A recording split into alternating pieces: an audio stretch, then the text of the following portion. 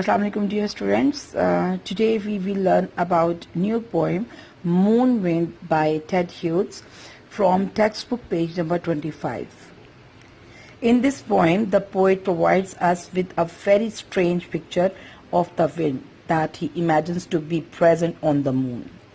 Before any explanation of poem, I will explain the meaning of the difficult words.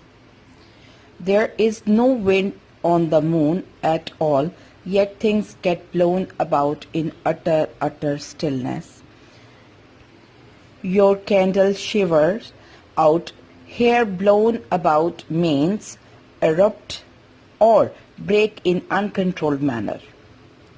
Utter, here utter means complete, and stillness means calmness. A giant marquee booms and flounders past you like a swan at sea. Here a marquee means a large tent, booms means loud noise. In utter stillness, while you stand in street, a squall of hens and cabbages knock you off your feet. Have squall means a sudden violent wind. Cabbages means, of course, these are the vegetables. Knock you off, here it means get rid of. In utter stillness, while you stand agog, a tearing, twisting sheet of pond clouds you with a frog. Here agog means highly excited. Tearing means separating. Twisting means turning. Sheets means here surface, and cloud means pull out. A camp of caravans suddenly squawk and takes off. A Ferris wheel bounds along the skyline like a somersaulting trough. Here camp means a group, caravan means traveling together, squawk is a basically noise. A Ferris wheel means a giant revolving wheel. Skyline means against the sky in some assaulting and art of flipping.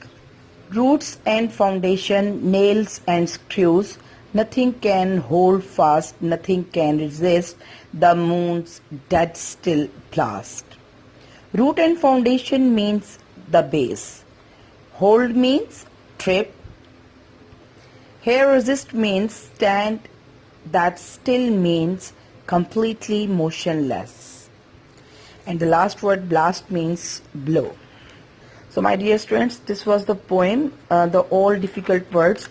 I was just thinking that nowadays you are feeling very difficulty to understand the explanation of any kind of subject that is given to you.